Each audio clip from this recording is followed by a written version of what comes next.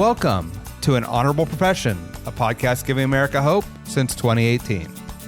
I'm Ryan Coonerty. Along with Debbie Cox Bultan of the New Deal, I'm lucky enough to be your co-host.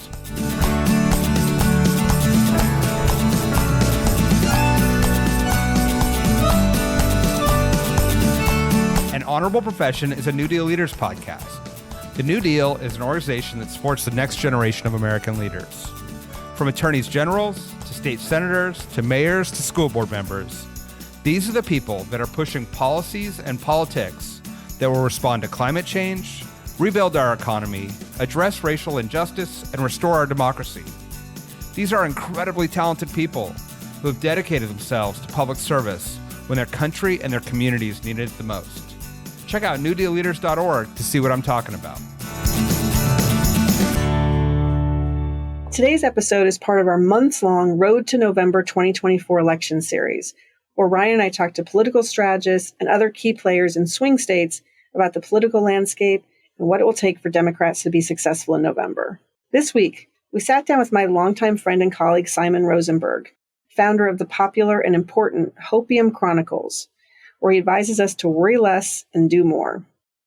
Simon's a highly sought-after commentator and political strategist, and he talks to Ryan and I about last night's State of the Union address, what's at stake in the November election, why he'd rather be us than them, and how every single one of us can and needs to become an information warrior heading into November. I left feeling optimistic and fired up, and I know you will too. Enjoy. Simon Rosenberg, welcome to An Honorable Profession.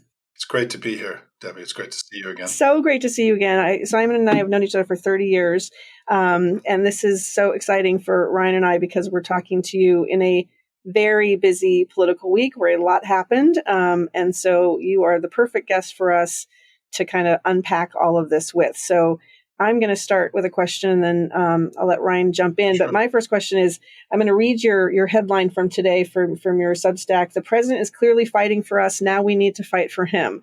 State of the Union was last night. What did you think? It was great.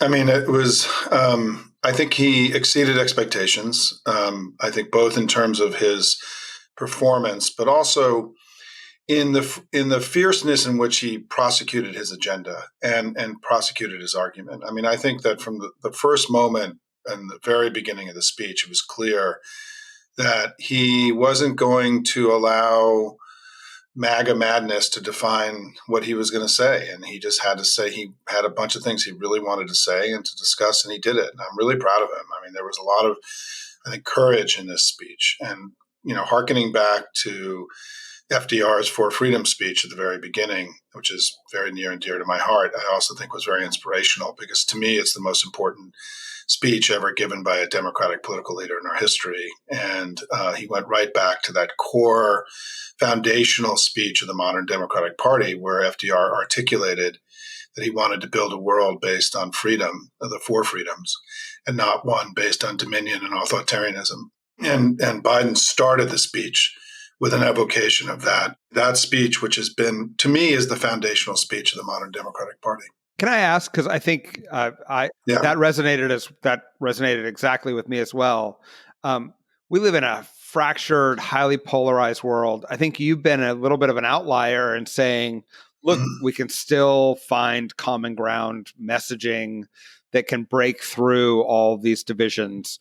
Do you see this as a strategy that can continue forward as this campaign only gets more crazy over the coming months?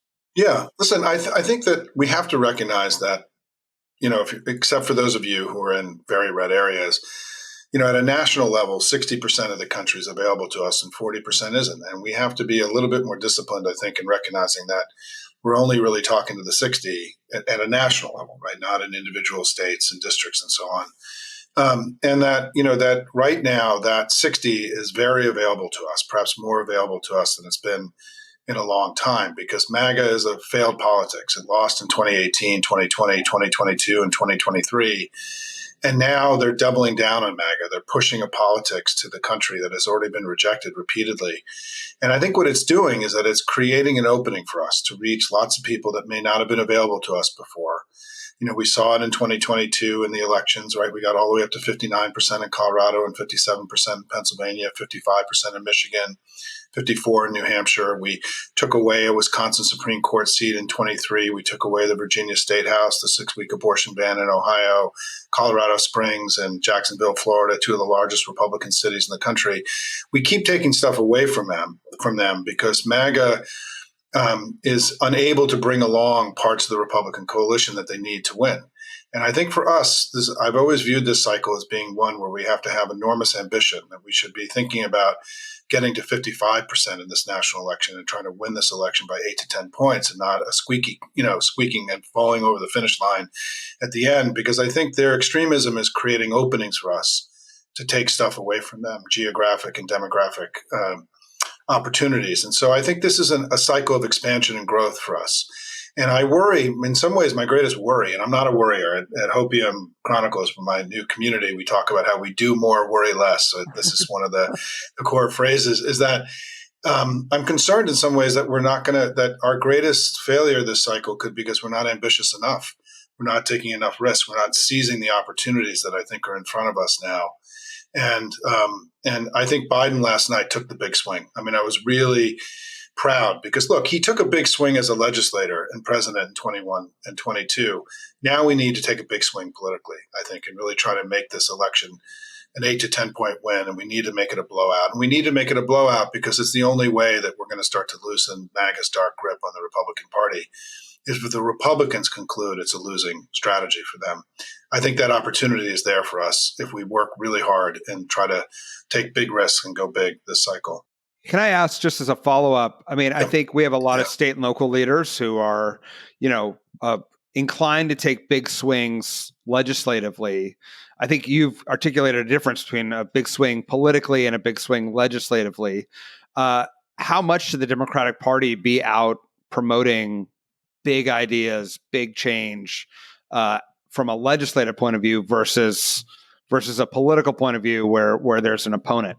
Well, what I mean by going big politically, and let me answer your question sort of backwards, is that what I mean by going big politically is that I think that, imagine if Mitt Romney and Liz Cheney and Adam Kinzinger and all these former Republicans, Joe Scarborough and everybody else, right, all campaign with Joe Biden, and that we sort of build a temporary pro-democracy coalition where we're sort of transcending the traditional ideological orientation of the U.S. of left, right, and center, and really building it around pro-democracy and anti-democracy or illiberal, right?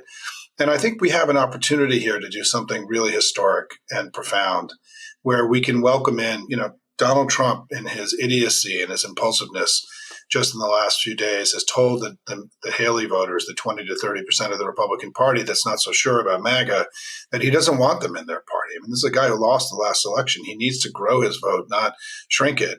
And what he told the Haley voters is that, he doesn't want them in their party. And Joe Biden, to his credit, immediately came out and said, if he doesn't want you all, I want you in my campaign, right? And I think we have to be open to understanding, one of the things I talk about when I speak to Democrats is that for all those Republicans that that have left the party or are temporarily dislocated from the Republican Party, we need to make clear there's a seat at our table for them. And we then need to build this kind of expansive coalition. I mean, if we lived in a parliamentary system, right, Liz Cheney and Mitt Romney would have started a new party. It would be more of a traditional center-right party broken off from the nationalistic right-wing party, and they would have folded into our coalition, and Liz Cheney would have a cabinet seat in our government, right, if this was a more traditional parliamentary system. This time, I think, not only nationally, but in states, I mean, these kinds of Republicans that split off from the Republican Party played a major role in our victories in Michigan and Nevada and Arizona this last cycle, right, in Colorado and other places, in Pennsylvania. And so what I'm talking about is not only pushing our coalition to the upper end of what's possible, which I think we can do with this sort of supercharged grassroots that we have now, but also building this kind of expansive coalition. In terms of your question, though,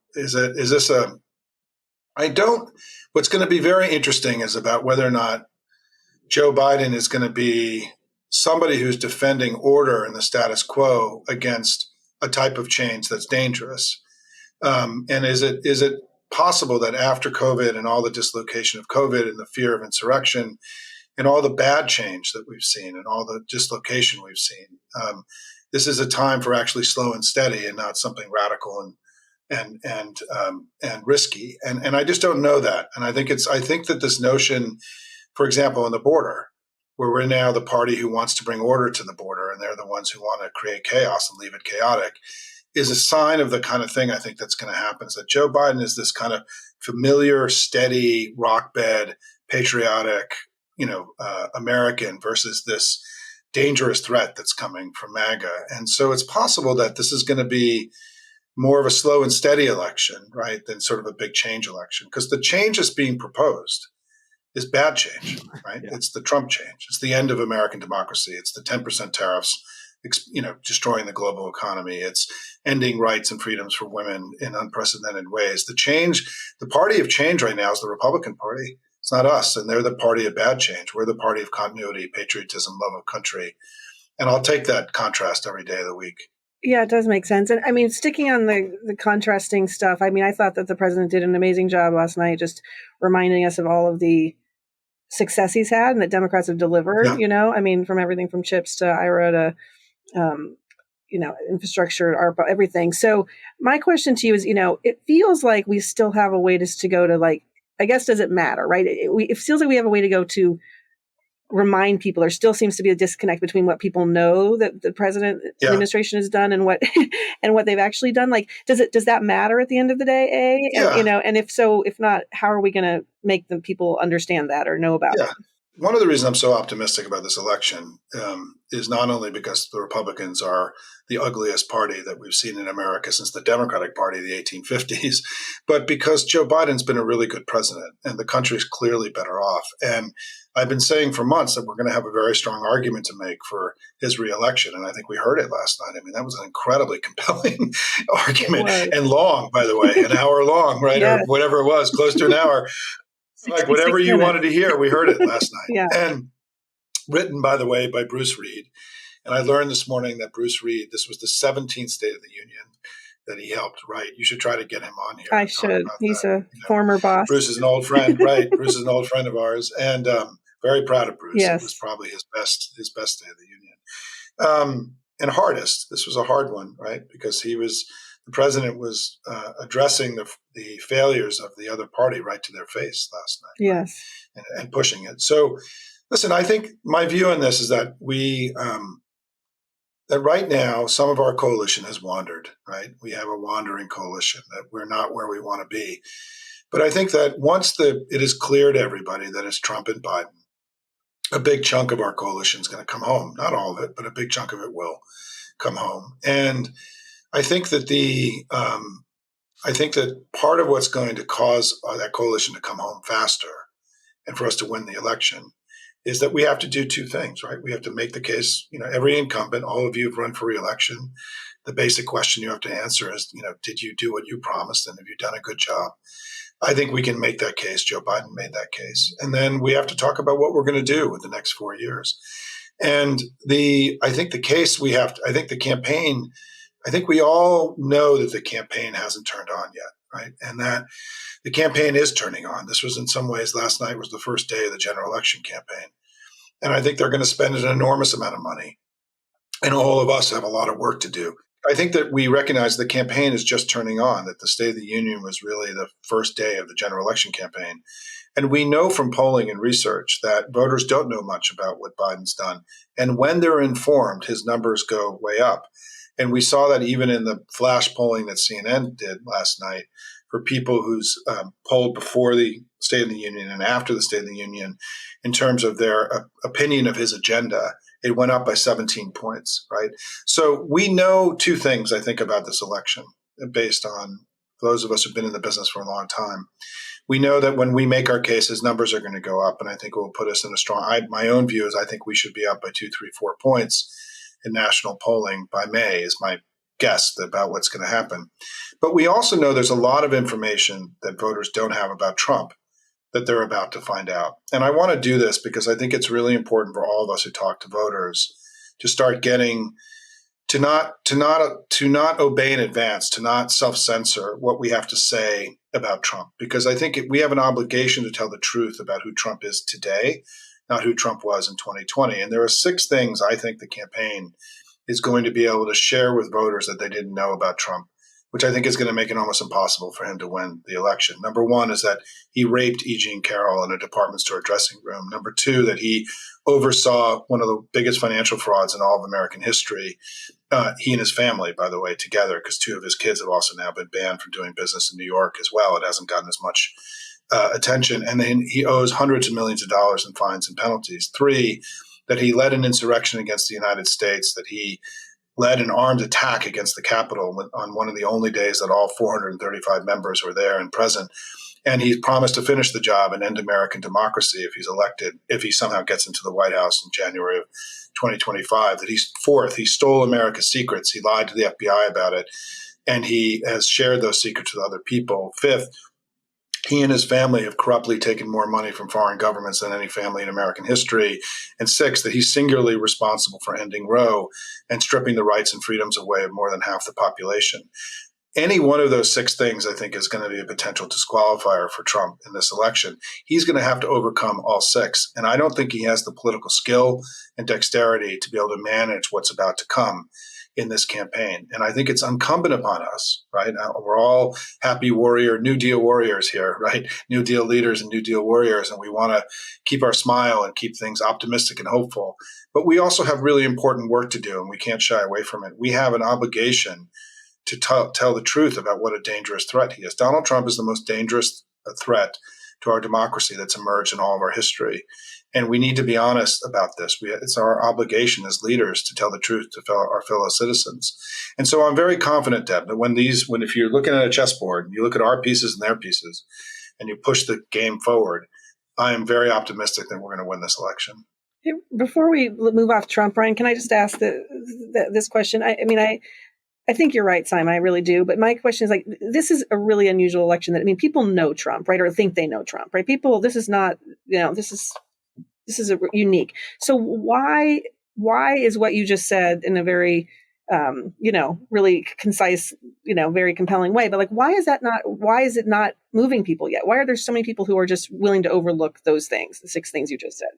I don't know that they know these things. I don't know. I think they know that Trump's in trials and these have happened. People are not paying that close attention to the election. And we know from polling, the polling we've gotten from the first 4 states is actually more important than any of the national polling, because these are voters who've had to think about, they've seen ads, they've seen the candidates, many cases, they've actually voted or they knew they were going to vote.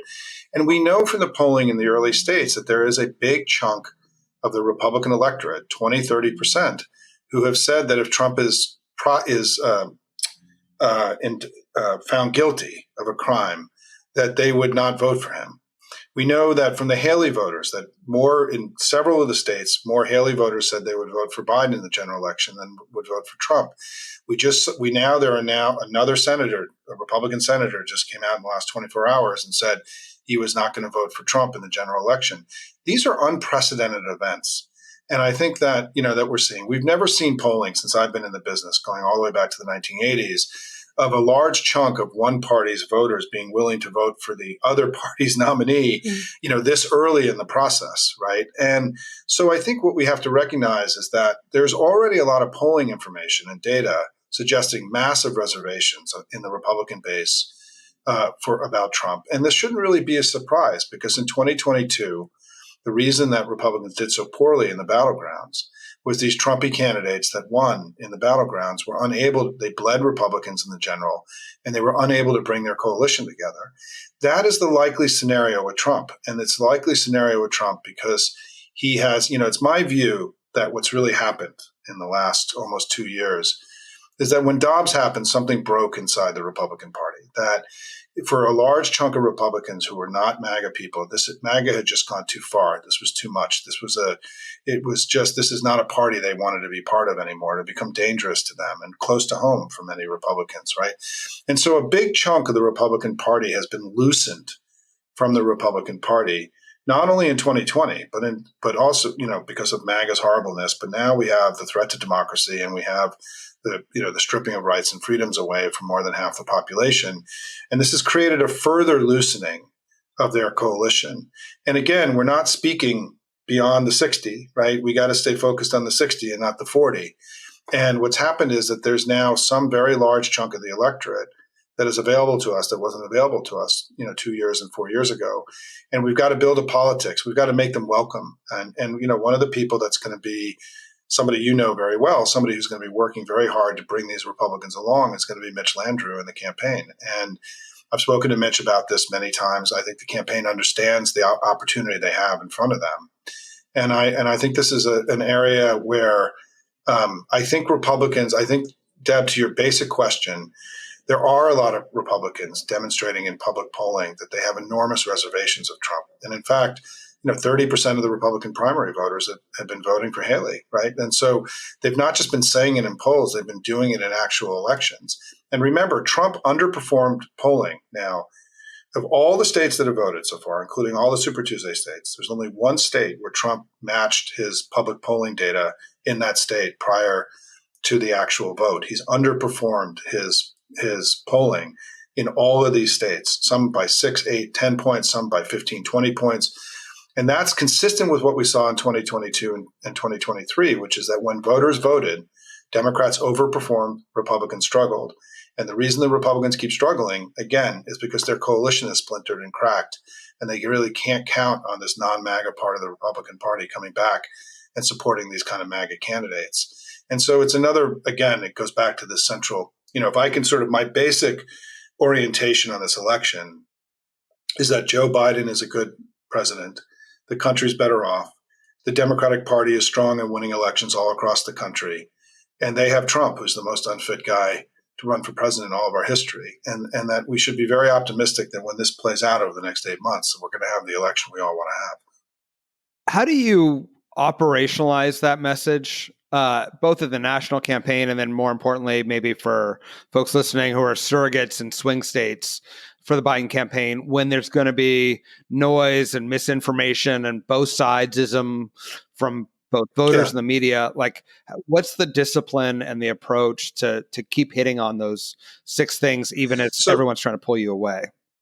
I think it's really important that in this information age, and given the Republican information advantage, there's an information asymmetry, right? I mean, they have the right-wing noise machine, Fox News. We don't have any kind of analogous set of institutions on our side. I mean, we have some that are nascent and growing, but, they're louder than we are. And I think what it means is that we have to do 2 things. One is every elected official in this country who's a Democrat needs to see themselves as information warriors and not just as elected officials. That all of you have both in your official capacity, in your official side, and in your political side, the ability to be louder every day. And I think all of us need to be louder. This is important in whatever tools that we have to be loud. We need to use them to be louder, to match, to sort of minimize the information asymmetry that exists between the two parties.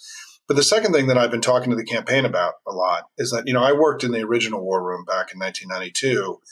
And when you think of the war room in your mind's eye, right, you think of 20 sweaty kids drinking Red Bulls, producing TikTok videos, right?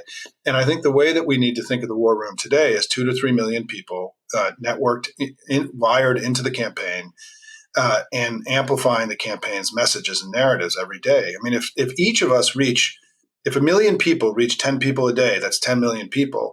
Tucker Carlson in his heyday, the most influential commentator in American politics, reached 3 million people a night. I think we have more capacity as Democrats to close the information gap, the loudness gap, than we understand.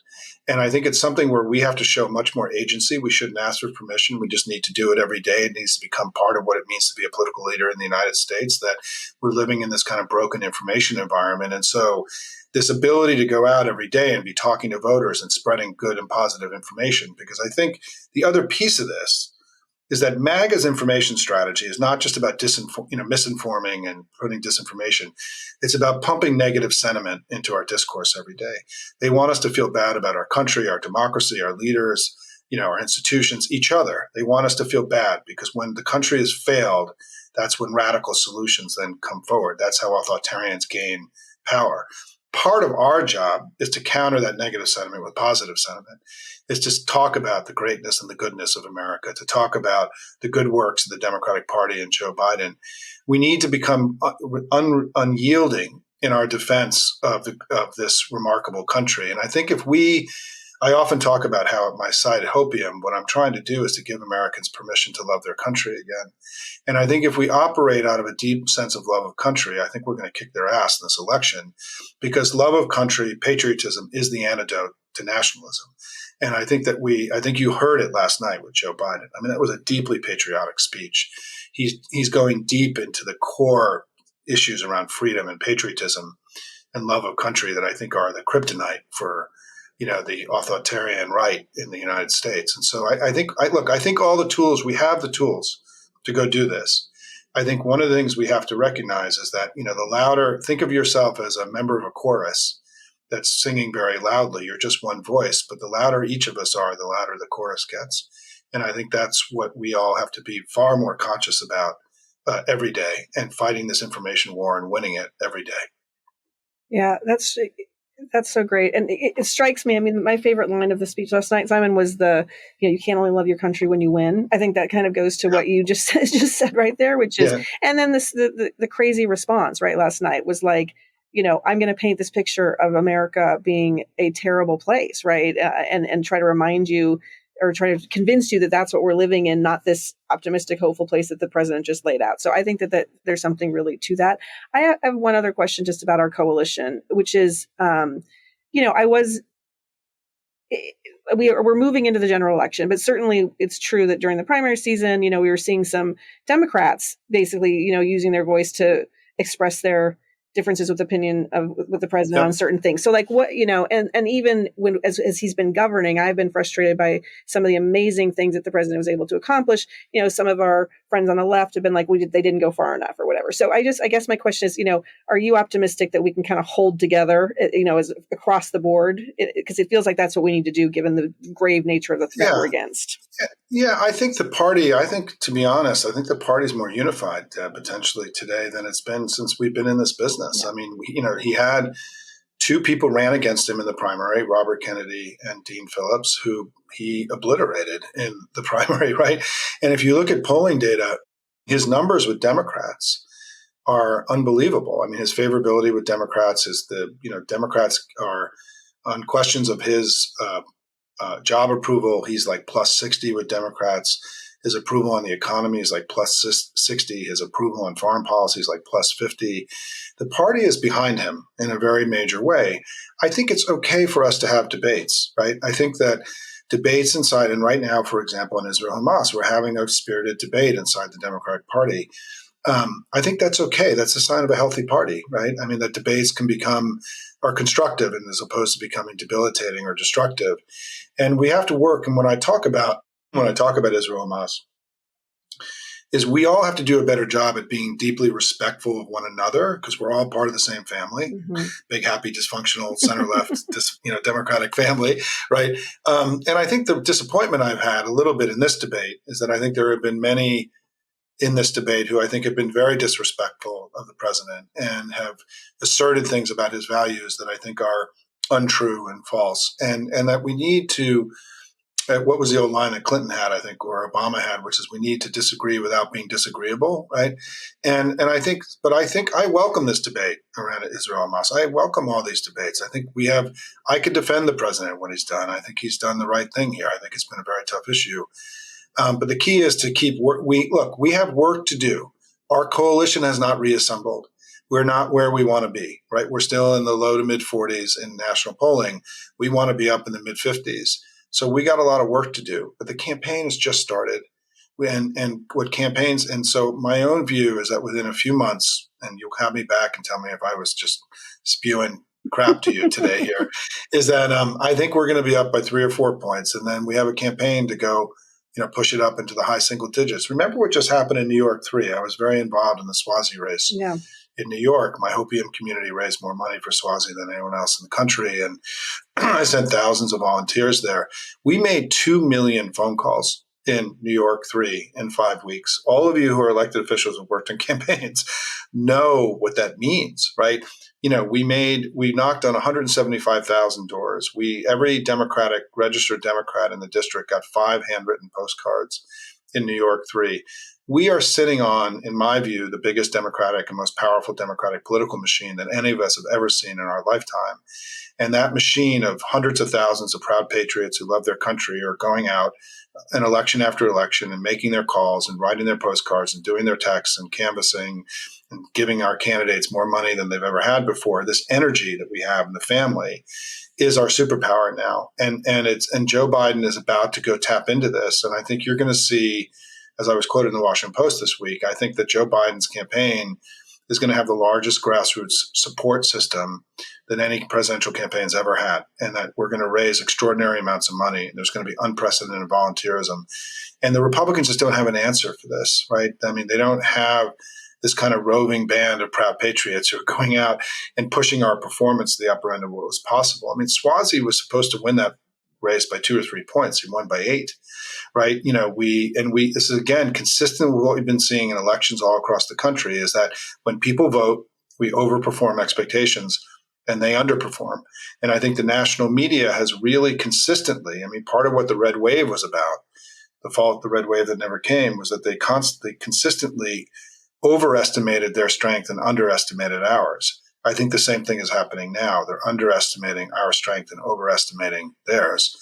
And it's another reason why I think I'm so confident. I mean, our electoral performance, I just want to remind everybody, that what we did in 2018 and 2020 was really important, right? We flipped the House and the Senate. We won the presidency. Taking away the presidency from an incumbent president is not an easy thing to do. But then what's happened since may be even more important than what happened in 2018 and 2020, that post-Dobbs, right? We've gained, the party in power is supposed to lose seats and lose midterm elections and lose off-year elections and lose special elections. And the exact opposite has happened. Something historic has happened. We're defying history. And we didn't just defy history in 2022. I mean, 2023 was a blue wave year all across America. The Republicans had nothing to show for in any election all across the country in all of 2023. And then in early 2024, we began the year by flipping a Orlando House seat to Tom Keene's race. We just pushed the upper end of what's possible in New York 3. Biden, crushed his 2 potential opponents in the primary, and Donald Trump has underperformed repeatedly public polling. Their party is broke. Their hard dollar apparatus is collapsing in front of our eyes, right? He's spending more money than he's taking in. Dozens of Republican leaders all across the country have been indicted for trying to overturn an American election. The Republicans are abandoning ship in the House and retiring in record numbers. All of you who are professionals know what let's be clear about what we're seeing, right? We're seeing the collapse of the political collapse of one of our 2 political parties. And I think one of the stories that is going to start getting written is this hard dollar. Part of what's happened, I think, post-Dobbs is that not only have upper income educated people moved into the swing, suburbanites moved more into our column, which has created more votes for us, but it's also denying Republicans money and giving it to us, because those swing suburbanites, were the $1,000 donors to the Republican Party. And one of the reasons that they're struggling with hard dollars, because, in 2022, our swing district candidates in the House and Senate outraised their Republican counterparts by 4 to 5 to 1 in virtually every race in the country. In 2022, we crushed the Republicans in fundraising in Virginia, even with all of Youngkin's money, right? We're continually outraising them. Swazi outraised, we spent more money in New York 3 than the Republicans did.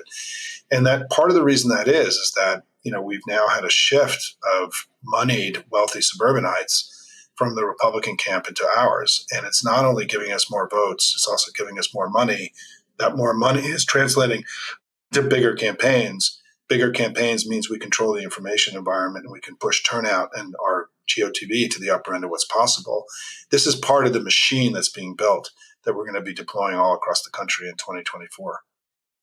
I love the optimism. You've mentioned Hopium a couple times. Can you tell our listeners what it is and how they get involved? Yeah, so I have the organization I ran amazingly, and Deb knows this, for 27 years, NDN, which was, part of the constellation of new Democrat organizations that were created many, many years ago. I shut it down at the beginning of 2023 and have moved my political work to a Substack, which is a community. It's not just a newsletter. I mean, we have 50,000 people now our subscribers. And inconsistent with what your whole podcast is about, is that we are a community of doers, right? We do more, worry less. We get very involved in elections. We played a role in the Wisconsin Supreme Court seat in April of 2023. We were very involved in flipping Donna Deegan's race in Jacksonville, Florida. We were involved in the Ohio ballot initiatives. We were involved played a major role. We were one of the largest donors in the Virginia House and Senate races in the country. We helped Tom Keene win in Florida. We just helped Tom Suozzi win. And now our latest endorsement is, we've been raising money for Joe Biden and the North Carolina Democratic Party. Those have been two of our high priorities. And then we just endorsed Ruben Gallego in Arizona because he's a little behind in fundraising. He needs a little bit of help because of Sinema staying in the race so long. So my community, our Hopium is the whole idea of Hopium is that what we like to say is that Hopium is hope with a plan. We just don't hope elections are going to turn out well for us. We go do the work to make it so. And so this is a channeling. Part of the goal here is to channel all this anxiety and fear and frustration that we have about our current politics into helping us win. And we just turned a year old yesterday. We had our first birthday. I was honored that as part of our first birthday party, Gavin Newsom came and joined us the other night, and an old friend of mine, and helped us celebrate our first birthday. Gavin's an avid reader of Hopium and talked about how much he gets out of the newsletter and the community every day. But he even said something that was really important to me. I mean, we asked our members to go get involved in the Rudy Salas race in California 2022, where we were a little bit worried about getting Rudy into this crazy jungle primary you have right in California, Deb. And so I asked people to make calls, and 500 people in the Hopium community clicked through to the phone bank. I don't know how many actually made calls, but Gavin told us when he spoke to us the other night that when he was with Rudy Salas this past weekend, that they all talked about how many phone callers had been generated by the Hopium site, and they were like, "What is the Hopium thing?" Right?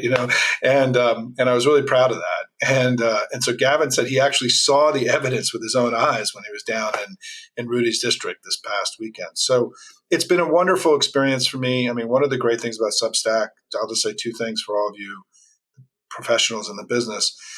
Part of what we're doing, we have to do now, getting back to this loudness challenge that we have, is the Republicans built a lot of their politics through media, right? I mean, let's be clear. The most powerful Republican institution in the country is Fox News. It's not the RNC. The RNC is atrophying.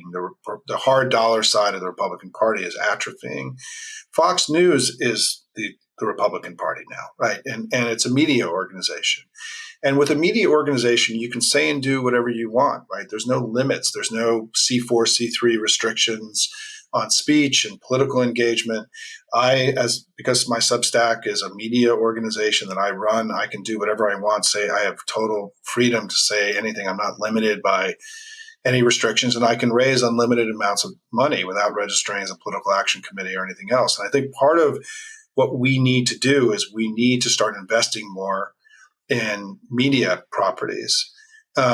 Like groups like Resolute Square and Courier Newsroom, who I know you know, Deb, and Pod Save America and Daily Kos and Midas Touch and Deep State Radio. I mean, there's starting to be a constellation of center-left media organizations that we own, that we're not buying ad time on someone else's network, that we own, that are part of our family of institutions advancing our politics. And I've been talking about this for a long time. I mean, I started in this business as a TV producer and writer for ABC News, and I grew up in the media business. And so I felt like if I was telling everybody we needed to do this, I needed to do it myself. And so Substack is a very powerful platform, and in part because it has great community engagement tools, which is allowing we have hundreds of comments every day, people comparing notes on which elections they're working on. It's really a vibrant community of proud patriots who love their country, who have decided they're not going to let their democracy and freedom slip away on their watch. And we go to work every day. And it's been, probably the most rewarding thing I've ever done in politics, other than the Clinton victory in 92 and Flip being part of the DCCC in 2018, because I'm with people every day who get up, going to work to save their democracy. And I feel lucky and blessed that I get to be in a community of people like this every day. Yeah. Well, we feel the same way about New Deal and the people that get up every day and do this too. And I know we're all aligned. And I just will put a personal plug in for your Substack. It's remarkable, and I think everybody who's not subscribed should go subscribe right now. Run, don't walk, or walk, don't. Yeah, run, don't walk. Well, can I tell you a funny, just to end, is that I was at an event in the White House recently, and I can tell this story, is that, and my wife works in the White House, and the president was there, and my wife hollered, "Hey, Simon, somebody wants to meet you." And I looked over, and it was the president, and he came over and he told me how much he loved my Substack and my writing every day, and he called Jill over, and we talked about it, and so in addition to Gavin Newsom, president is an avid reader of Hopium. He's a Hopium purveyor, spreader of Hopium himself. I love it. But it's become, because look, I think that what I'm trying to do more than anything else, as I said, is that what I do, and I'll end with this, is that what I do every morning when I get up, I have a very conscious, when I write every morning, to not start with their arguments about us. I try to not start from a place where I'm responding to them. I want to tell our story.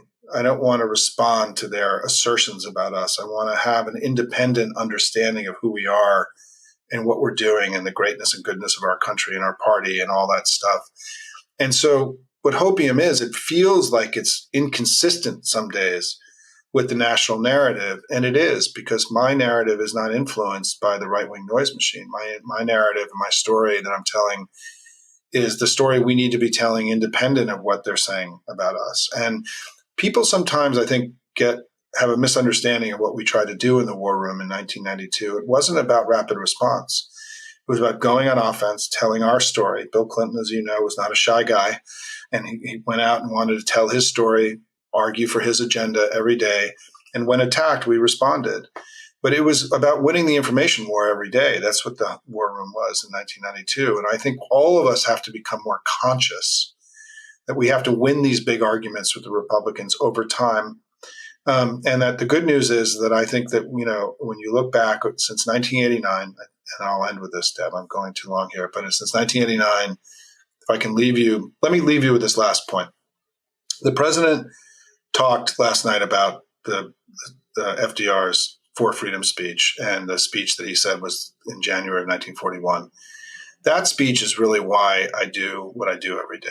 And here's why. And this is important for your community to hear.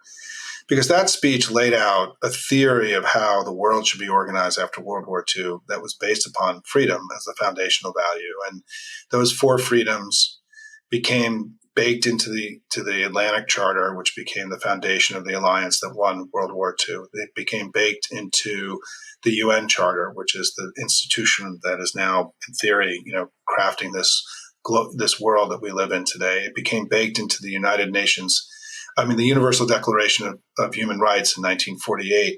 These four freedoms became the foundation of the modern world, and that modern world has created a golden age in human history. There's never been a better time to be alive than it's been in recent decades. People have more opportunities to do and to pursue their dreams in this period than in any time in human history. Life expectancy has gone from 45 years to 71 years. Extreme poverty has plummeted in raw numbers despite a huge explosion in population. Right? More people have lived under democracies in recent decades than in any other time in human history. And what's important for all of us in this community is that we did that. The Democratic Party did that. The Democratic Party created this golden age in human history. We did that. And we are part of probably the most consequential political force for good in all of human history. And that achievement by us, the fact that we've been able to imagine and build a better world like this, and that world now is under attack by Russia, by Iran, by China, who are trying to end this golden age in human history. And we know that our party was called once before in the 1940s to defend freedom and democracy here and all around the world. We're being called again. And I think the president did what he did last night to let us know, to understand the stakes of of this battle and this that we're in. And that the Democratic Party has an enormous obligation to ensure that freedom and democracy prevail here and everywhere. Why? Not just because for our kids and our grandkids, but for the kids and the grandkids of all the people of the world, and to make sure this golden age, this time of unprecedented opportunity, is there for the kids and grandkids of all the people of the world, not just ours. And that's why we're here. That's why you do the work. That's why I do my work. And I just want us to, as we go forward, to be inspired by this incredible thing that our party did, and to make sure that it prevails and is there after we all go to the other side. But thank you guys so much. Appreciate what you do. I'm really, you're doing incredibly important work, and anything I can do to help you in the battles ahead, please let me know. Likewise. Thank you so much, Simon. Thanks for being here. Thanks, everybody. An Honorable Profession is a New Deal Leaders podcast. Thanks to the team at New Deal for producing this episode. We encourage you to bring honor to public service, and because we keep things honorable, no tax dollars are used in the making of this podcast.